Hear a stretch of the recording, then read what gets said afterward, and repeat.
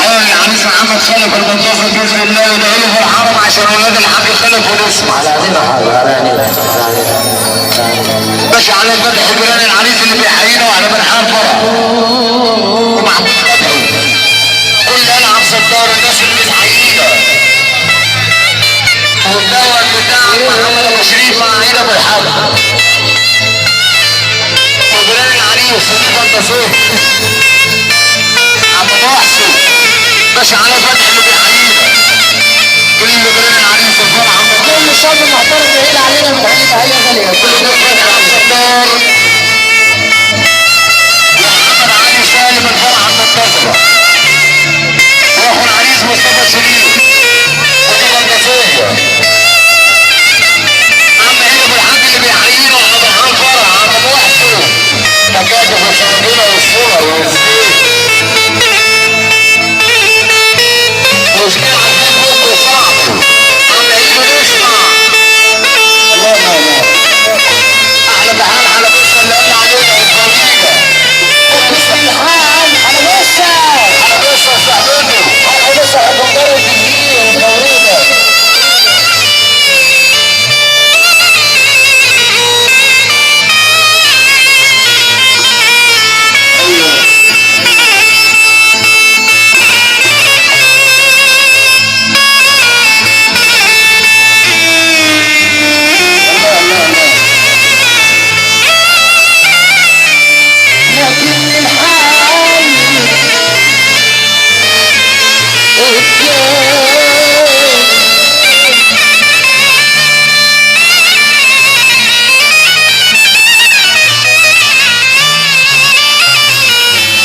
طبعا احنا بنقول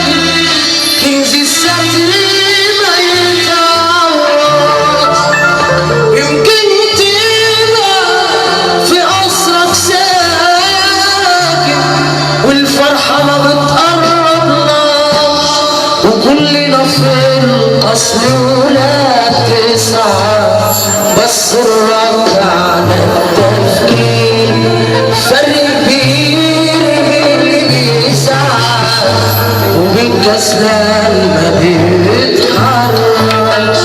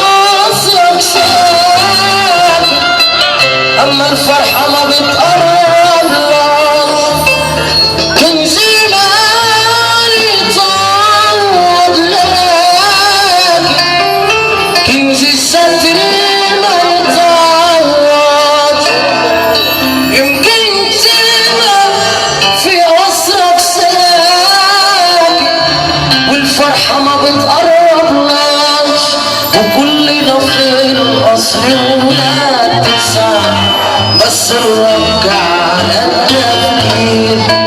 فرق كبير بين اللي بيسعى وبين كسلان ما بيتحركش. ربنا عمر في يوم ما تخلى عن واحد بيحبه، ربنا فاتح بابه ينادي مش بس الجمعة والحال. لو دارت جرب صليله اشكيله هيفرج عليه، ما بيكسفش اللي بيدعيله، ما هو مالك السماوات والارض. بصيلي وانت بتتكلم عايزه اتعلم ازاي اداري، بصيلي خلينا اتفرج يمكن اهدى وتطفي في ناري. لو فاكر ان هسيبك لا ده عيبك لا ده قراري. وعم محمد ابو الطيب برضه اللي حضر وهذا علينا، والباشا احمد ابو شحاته ابو هدير مره ومليون. بصيلي وانت بتتكلم عايزه اتعلم ازاي اداري، بصيلي خلينا اتفرج يمكن اهدى وتطفي في ناري. لو فاكر ان اسيبك لا ده عيبك لا ده قراري. النبي عذرا ليك يا عدا وانا عايز اسمع زلزال ابو عبد الله. غير وانا بتغير من الهوى، تغلط وانا جوا حياتك، طب وحياتك زعل مطول.